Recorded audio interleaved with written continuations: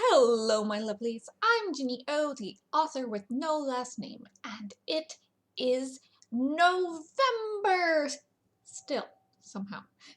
And that means it is NaNoWriMo. And today we are going to finish up my series on the hierarchy of drafts by talking about the third draft.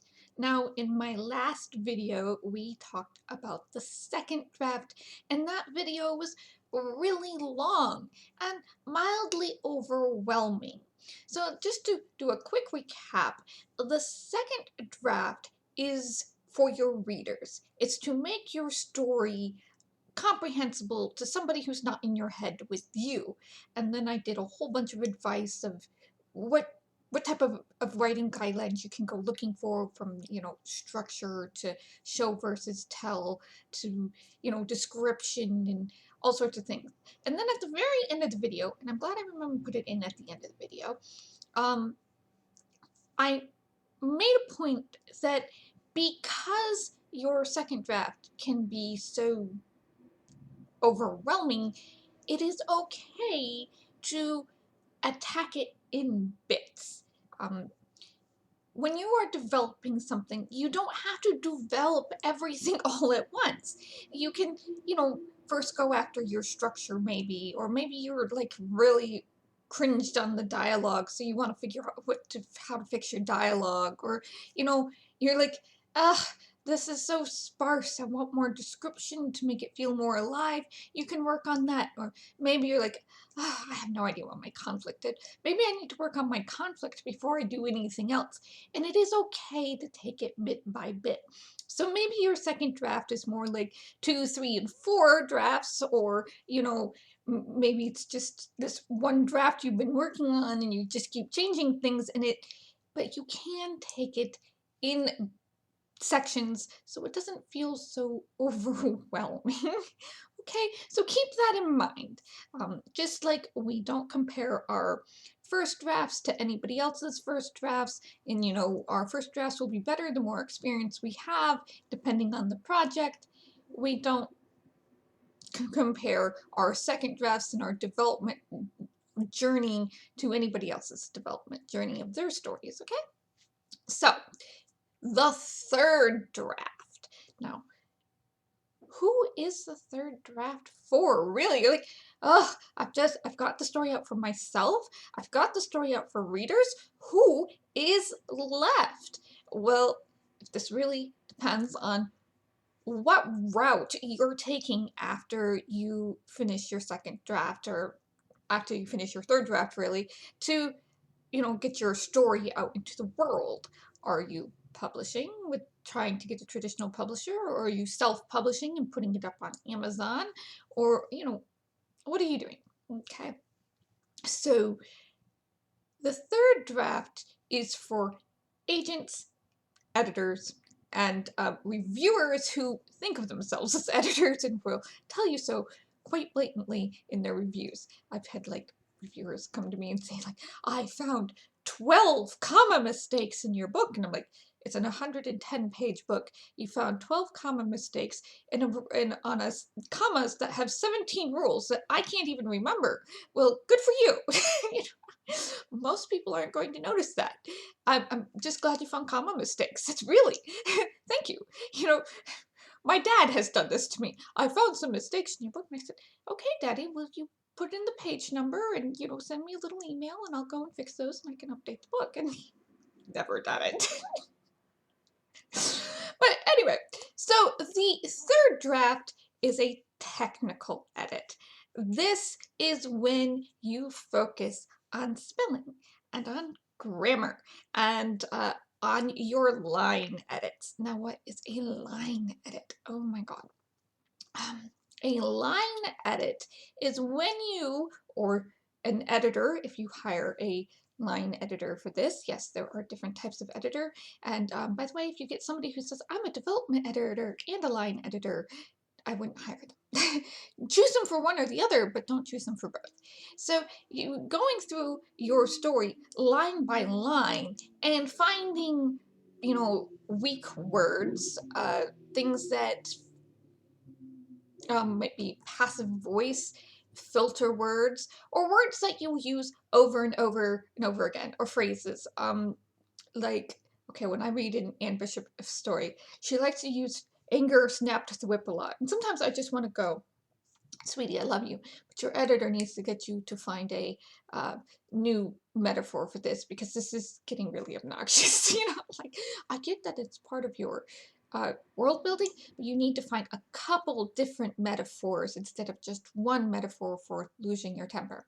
Um, so, sometimes you're writing along and you have phrases and words you really love, or you're writing something in a certain way and your brain is just going to skim right over it. So a line edit is going through and making sure there's some variety to your words, and also making sure that you're not using filter words all the time, or you're not using passive voice all the time, or going after that pesky to be verb, which shows up a lot in descriptions. So, like, this was this, it was like this, and it's like maybe you can make a more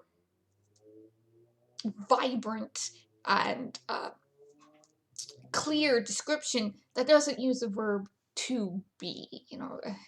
And right now I'm working on first draft or something, and I'm going back and rereading it, and I'm going, oh dear. There are some paragraphs here that of description that I'm going to have to really mess with and rearrange and everything to get the information out, but at the same time not bore everybody to tears and use that verb to be all the time. So, things like that. And so this is the edit where you are polishing things. Now, a third draft edit will sometimes still have you putting things into the story or taking things out of the story. It's just that really good polish at the end. Once you have your story the way you want to tell it, that it meets your vision, and that is comprehensible to your readers. So the story is almost set in stone type of thing. It's like some really dry clay, and so you can move things around still if you need to, or but you're trying to make it as smooth and as error-free as possible for an agent, for an editor, so the editor can focus on broader things and worrying about your spelling and your grammar. Like, okay, maybe, your editor might have, a different suggestion for the story, which you may or may not have to take, type of thing, that, you could take under advisement, because it doesn't involve, ripping your entire story apart, but sometimes it does, who knows? But the idea is, this is you making the story as polished as possible. So now, what type of advice are we going to be looking for? What type of guidelines are we going to be looking for when we're doing a technical edit? Yeah, those 17 rules about commas. Speaking about them, um, my editor, I sent her one of my books, and she's like, or before I sent her one of my books, I said, you've read enough of my stuff to know at this point. Could you send me, before I send this to you, could you send me like a list of 6 to 12 things that I need to work on, that I can go through myself and fix myself before I send it to you, so you don't like feel like you have to do all this tiny minor things that I could be doing myself. And she was very kind, and she sent me like a list of about 10 things, and I said, see, this is useful. Thank you. Thank you so much. I have been working really hard. I don't even know, I should have printed that email off. I'm not even sure where that email is anymore. But like, this email like really gave me some solid direction of how to make my writing better without losing my voice and my style at the same time. So this is you're reading along in a sentence, and in the middle of a sentence, you have another thought that's like just complete its own sentence. And this happens a lot if you are not neurotypical. You're talking along, and all of a sudden, you're on 3 other topics. I was over at the library the other day, and just having a conversation, and we were skipping so many different topics, and I was like, oh, I want to stay here and talk to you for hours, but I have to go help my dad move a truck, get his truck back, And so he was like, oh, I'll just have to talk to her later. But if you have a complete thought in the middle of a sentence, you need to take that complete thought and move it to the end of the sentence or before that sentence, so that you have 2 complete thoughts instead of a start of a thought, a complete thought, and then the end of a thought. That confuses your readers, And you might catch that in a second draft, but you might only catch that in a third draft, because you might not, as a person, like, even notice that it's happening, and sometimes if your character is supposed to be like neurodivergent, then that would probably be chalked up to character voice or character style. Once again, keep in mind your character voice and what type of character they are when you're talking about narration and prose, when it comes to narrative prose, because sometimes a detailed oriented person or somebody who is neurodivergent, we're just not going to think the same way that somebody else does, or we're not going to observe the same way somebody else does, and different neurotypical people are going to see different things first, and people who see artistically are going to see things in different ways than people who don't. So just keep that in mind as you're doing your technical edit. Don't lose your voice and your character voice as you're trying to make your story grammatically correct type of thing, or trying to make your story flow better in line edits, like things like that, because characters are going to have certain turns of phrases. I had a friend in high school who really liked to say, whatever makes your socks go up and down, and she said it all the time, so it's just kind of like, okay. So if I wrote a character based on her, I would be using that, something similar to that phrase, probably quite a bit. So what else do we have on technical edits? Okay, so this is the time when you go for super advanced and technical advice. Okay, so remember what started this whole series was I was reading an article on point of view on mythic romance, and it is actually a university level type, I'd call it like 101 maybe, article, and you might go over some of it in high school if you have a really good like AP creative writing course, but like it is more of an advanced level article.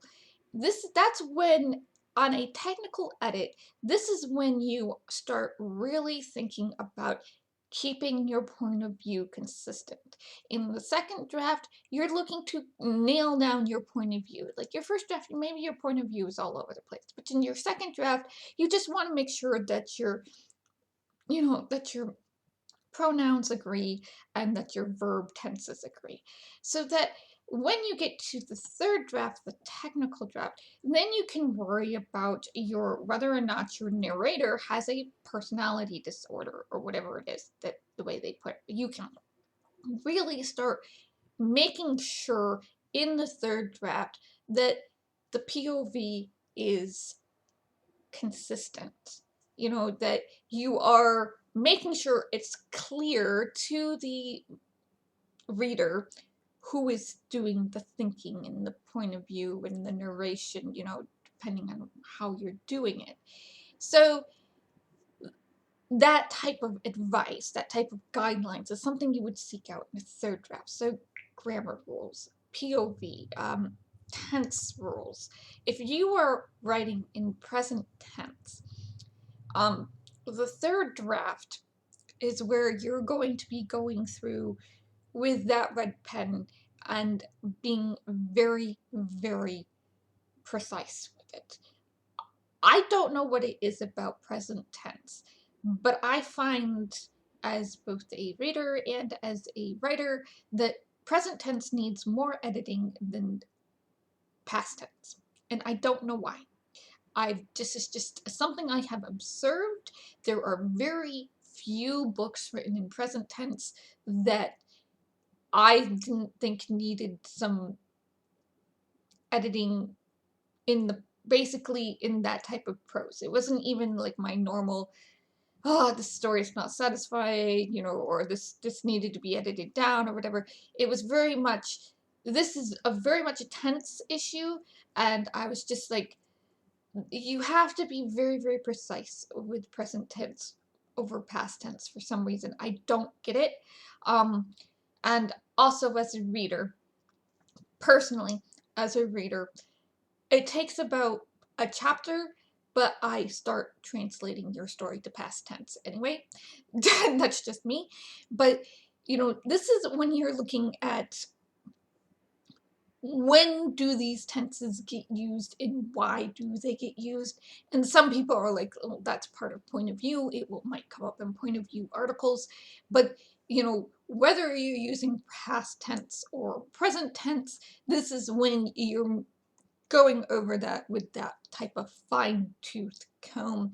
And if you're writing in present tense, I really recommend making sure that you are being like really, really precise with it.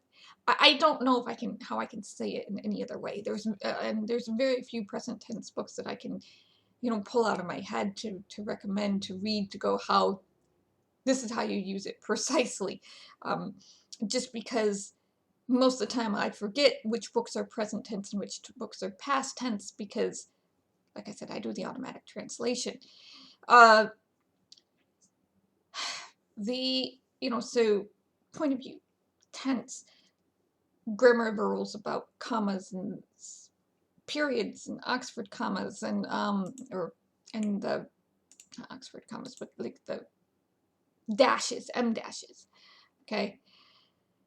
And the last thing, another thing I want to talk about is, not a last thing, sorry, it's on tail end of my notes, is this is when you do your action response edit. Now, I believe in my last video I talked about new speaker, new paragraph, and new subject, new paragraph. So you keep your dialogue specific to a speaker, and if they're doing any actions or thoughts, to one paragraph, and then when you change to another paragraph. Or when you're doing subjects, you know, when you're changing to a new subject, it gets its own paragraph. And this is all to not confuse your reader and not confuse yourself. So in a third draft, what you're doing is you're going through with your polishing thing and making sure you've done that to everybody.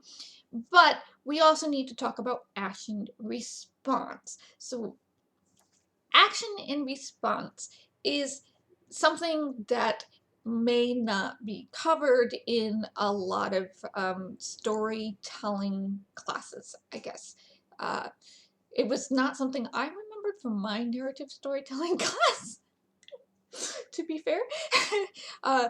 The first time I really heard about it was my editor was talking about it and doing an action response edit to her own book, and I was like, action response. Okay, let me go look that up. Oh, okay. So what action response is you're going to notice this a lot in certain genre books, is that a character does something, okay? So let's say you're writing an action scene. Very good place to have action response. So the character throws a punch.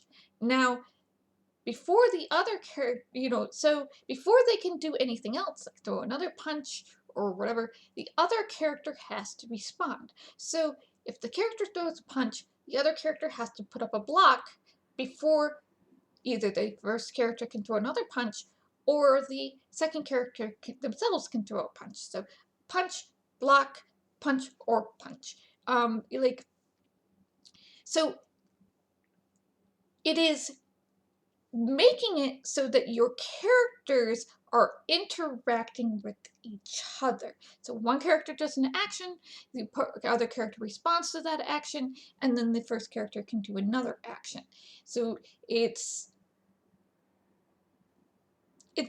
action, response, or, you know, action, you know, this character does an action, then another character does an action, maybe in response to that action or whatever. But it makes sure that the readers aren't confused by having one character do 2 or 3 or 4 or 5 actions, and then another character responding to those actions, 2 or 3 or 4 or 5 actions, you know, all at once. Because that can get really confusing. So one character with someone, you know, and can mess up your timeline, like, of the conversation. Now, where I see this kind of happening the most is authors that are used to role-playing. uh, so when you are doing like a back and forth role play session, whether it's a tabletop session sometimes, or whether it's a written one where you're doing lots of paragraph prose, what you're going to get is you have one player who has their turn. So they roll a bunch of dice, or they do a bunch of actions, and they write it all out, or they talk it all out, and then the next player has their turn, and they do, you know, they roll their dice and do all their actions, and, you know, they respond and do a whole bunch of, they respond to the first character, and then they do their actions for the first player to respond to those. It gets very confusing if you are not used to that style of role-playing storytelling. And that's not how we want things to be done in books. So, like, if I was to take those role-playing sessions and turn them into a book for other people rather than just a couple people enjoying, you know, having a fun time playing a game together, what I would have to do is I would have to find the action of the character and then the response of the other character and figure out where their next action goes to make it comprehensible to the reader. So the reader doesn't get confused of, why is this character doing 5 actions and then this character responding to 5 actions? Why can't this character do 1 action and this character responds to that action 5 different times? So an action response edit is it's something that you might not think about, because you might have done some of it automatically, especially if you're used to reading traditional books, or you're used to reading genre books, or you're thinking of your book like as a television show, because they have a lot of you get a lot of characters interacting and responding to each other, especially in ensemble shows. So you might not have as much, issues with this as other people might have, but you still want to go through and make sure characters doing action, another character is responding, then the next character responds, so that everybody that's important or whatever, if they're putting in some sort of input into the situation, that it's done in a way that is sequential, and like everybody knows what's going, like everybody can understand what's going on. It's just one of those things that makes life easier on the reader. I will say that I had to really kind of think about this in action scenes. That's why I kind of used the punch thing as a thing. Like, for the Lone Prospect in Radio's Run, I did not figure out how to write the way I wanted to write action until I was writing Rodeo's Run. Like, I was like, okay, I was really starting to think about it. I was like, how do I want to make sure that everything is clear, so that, you have the action and then you have the response. And I want to make sure that everybody has their time on screen, and one of these action sequences has to have a major explosion somewhere in it, because that's kind of the rules of the book. There has to be one big explosion to make it fun. And so I was going on, and I really didn't get it what I was supposed to be doing until like halfway through Rodeo's run. It's like, oh, okay. So then I went back to my second draft of the Lone Prospect and was like, okay, now I can write these action scenes for the Lone Prospect and for the second, third, or draft before I do my technical edits and move things around and everything and make it a lot more interesting because I had a lot of summarization of what was going on. And it's like, no, you gotta really get these action sequences down. And that's basically a lot of what happened was action, response, and just to make things clear, which which really helped my editor going, okay, so don't forget your action response type of thing from time to time. God, don't put don't put thoughts in the middle of sentences and action response. God, makes things a lot easier on your readers. And okay, and then so it's kind of like a smaller, more intimate role of new speaker, new paragraph, new subject, new paragraph. But new action, new person doing an action. Somebody else has to respond to that action, type of thing. Okay. So third draft is really a technical draft that is trying to make your work as polished as possible, as high-end, traditionally published as possible. Like you want your book to read like it's been published by a traditional publishing company and it's gone through 3 edits from different editors, type of thing, to make it read really well. That's kind of like that's my goal, at least when I'm trying to publish a book. It's like I want people to pick this up and feel like the story, at least in as much grammar as possible, feels like it's coming out of a traditional publishing house. Now, I do understand my books have mistakes because I'm a human being and I'm like, at this point, it gives them character. So, to me, like having under 20 mistakes and 175,000 words is not a big deal because, it's just me and my editor. I don't have a huge, massive team doing this. Okay, so what comes after all this kind of editing and stuff, particularly if you're not traditionally publishing and you don't have a team doing this? So what do you do absolutely last? Formatting. Please save your formatting for after you finish everything, every single edit you can think of, because when you're formatting, things are going to drastically change page count. Things are going to drastically change how, paragraphs are laid out or how the book chapters are laid out. Just leave it until last because you never know what you're going to do in that second and third edit to move things around. So making sure that your paragraph, your opening chapter stuff starts in the middle of a page, or doing like a table of contents or whatever, or making like your, okay, I'm going to put the title in and the acknowledgments, and then I'm going to have like at the back of the book, I'm going to have like a little dictionary or whatever. All of that can be saved until the very, very end when you're formatting everything, when you're preparing to publish your book, basically. I believe Amazon KDP does offer some sort of like book templates. I don't use them, but other people use Scrivener. But just leave the formatting to last. It's, do all your grammar stuff and your spelling stuff and your technical stuff, and then worry about the formatting, because you never know how things are going to move. You might, I usually even kind of leave chaptering to last because I don't write as a chapter author type of thing. Like, yes, I do try to keep things within like 2,000, 3,000 words of, of scenes and stuff.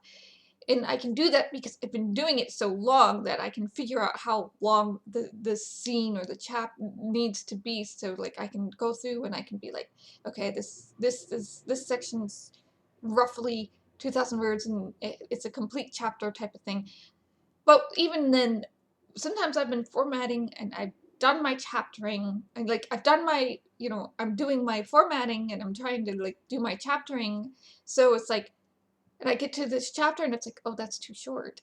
So I don't want to format things until I like expand on the chapter. And that, sometimes I can read the chapter and go, oh, okay, it's too short because I glossed over this, or there's not enough description, or maybe I just need to add something, you know, pad it out a little so it doesn't feel like it's going by too quick, you know.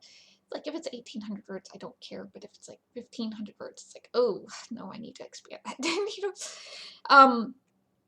So like do your chaptering, then do your formatting, because you know your chapters might be too short or they might be too long, and maybe you had to, you know, chop a chapter in half and then expand both those halves or something. You know, you never know what's going to happen when you're doing kind of like this technical editing, chaptering stuff, and you never really know. It's just leave the formatting to last and save yourself some headaches. Speaking from experience here. So, all right, so first draft. Remember, your first draft is for you.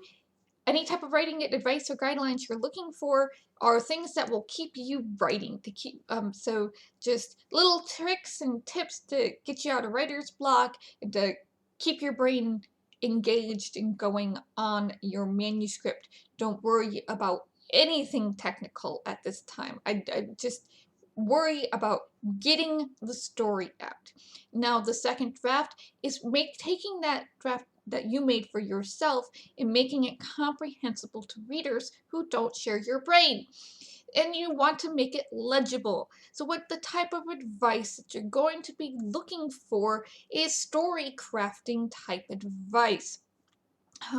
Structure, having conflicts, very basics of the point of view, showing versus telling, stuff about dialogue, how to write good description, how to expand your world, how to make sure your characters aren't committing the cardinal sin of being boring. We don't want boring characters, we want interesting characters.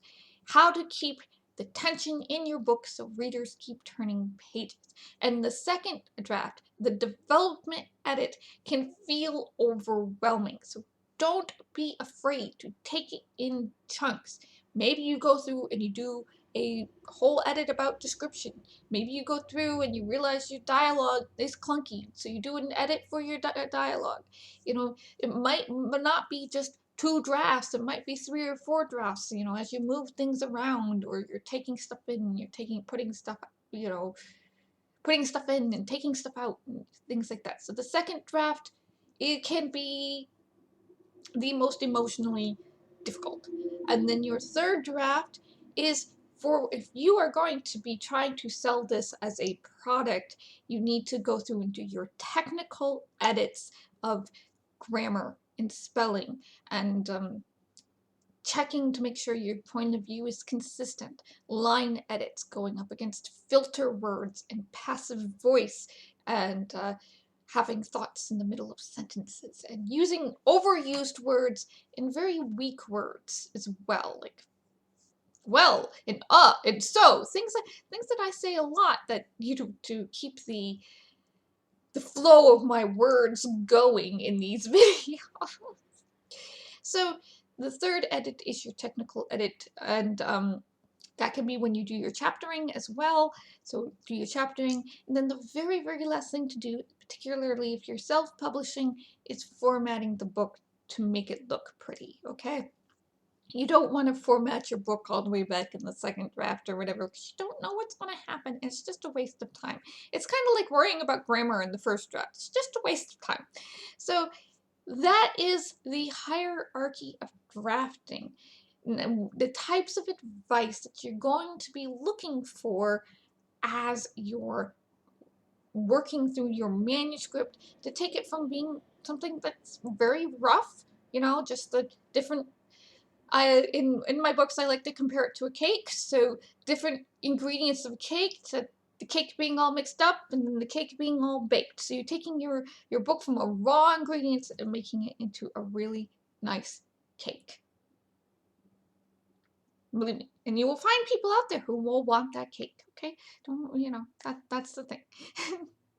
So I hope this helped. I know it's a lot of information. I am debating making a PowerPoint presentation for it. I just did not have the energy when I was doing these videos, so maybe beginning of next month or a couple days after this video goes out, maybe there will be a PowerPoint presentation with these hierarchy of drafting. It will probably just have some little bit of me talking, not as much as these videos, because, you know, that could be 2 hours long. So take care of yourselves, my lovelies. Bless, stay safe, and I will see you in the next video.